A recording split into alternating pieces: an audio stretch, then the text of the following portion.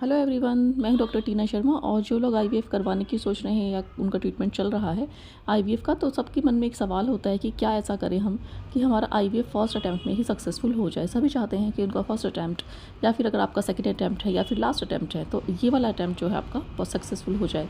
तो देखिए, IVF successful होने के लिए आपको सबसे पहले आपके एग की क्वालिटी अच्छी होनी चाहिए, स्पर्म की क्वालिटी अच्छी होनी चाहिए, जो एम्ब्रियो बना है उसकी क्वालिटी होनी चाहिए, उसमें कोई जेनेटिक डिफेक्ट नहीं होना चाहिए।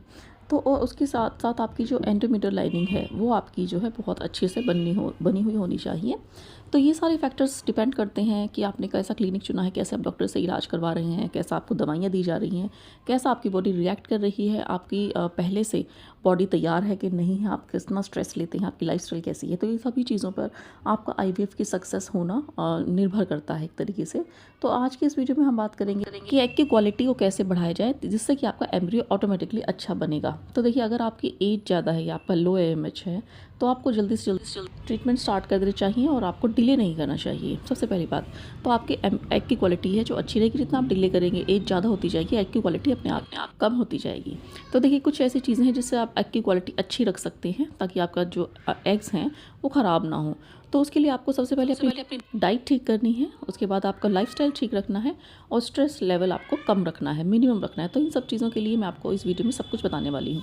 तो सबसे पहले बात करते हैं खाने की। तो देखिए, आपको जितना हो सके उतनी प्रोटीन आपकी डाइट में अच्छी होनी चाहिए, कार्बोहाइड्रेट्स कम होने चाहिए और विटामिन और मिनरल्स ज़्यादा होने चाहिए। तो इसका क्या मतलब है? तो देखिए, कार्बोहाइड्रेट्स रोटी है, दाल है, आपकी ब्रेड है, तो ये इसकी मात्रा आपको कम रखनी है। जैसे कि अगर आप 4 रोटी खाते हैं या 3 रोटी खाते हैं तो आप 1 रोटी कम करिए और उसकी वजह आप प्रोटीन ज़्यादा लीजिए। जैसे कि पनीर है, आपकी दालें हैं और दूध से बने प्रोडक्ट्स हैं, दूध हैं, तो आप इसकी मात्रा ज़्यादा लेंगे। और इसके साथ साथ आप सब्जी ज़्यादा खाएंगे। विटामिन और मिनरल्स आपको सब्जियों से और फ्रूट से मिलते हैं। तो आपकी हर बार जब भी आप खाने बैठते हैं तो आपकी थाली में एक सब्जी और एक दाल ज़रूर होनी चाहिए, रोटी कम होनी चाहिए, चावल भी कम होनी चाहिए और आपको कच्चा सलाद जो है वो आपकी थाली में ज़्यादा होना चाहिए। तो इससे आपके जो एंटीऑक्सीडेंट्स आपकी बॉडी में एंटीऑक्सीडेंट्स, आपके विटामिन और मिनरल्स, वो सब आपकी बॉडी में आपको जितनी रिक्वायरमेंट है वो आपको खाने से ही पूरी हो जाएगी। तो आपका जो है ये सारी चीज़ें आपको ध्यान रखनी है। दिन में आपको 7 से 8 ग्लास पानी ज़रूर पीना है और आपको दिन में कोई भी टाइम में आप अपना फिक्स कर सकते हैं। तो सुबह या शाम को आपको फ्रूट केक चाट खानी है, इनकी मिक्स करके फ्रूट्स खाने हैं, लेकिन ऐसा ध्यान रखना है आपको कि मीठे फ्रूट्स एक साथ हों और खट्टे फ्रूट एक साथ हों।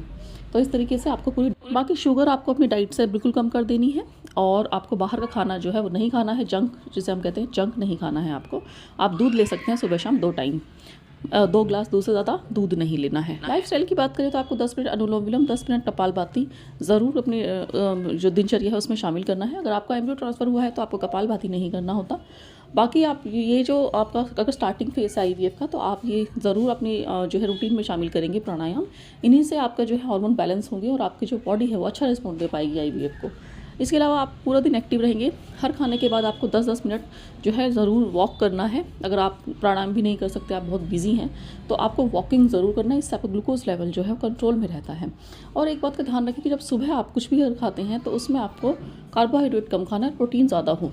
आप जो भी आप सुबह अर्ली मॉर्निंग खाते हैं, सबसे पहला ब्रेकफास्ट जो होता है उसमें आपको या तो फ्रूट्स हो या वेजिटेबल ज़्यादा हो या फिर प्रोटीन, उसमें कार्बोहाइड्रेट कम हो या फिर शुगर तो बिल्कुल ना हो। इससे आपका जो है शुगर लेवल अगर आप बॉडी में मेंटेन कर लेंगे तो आपके आधे से ज़्यादा काम हो जाएगा। आपका जो है आउटकम बहुत अच्छा आएगा आईवीएफ का।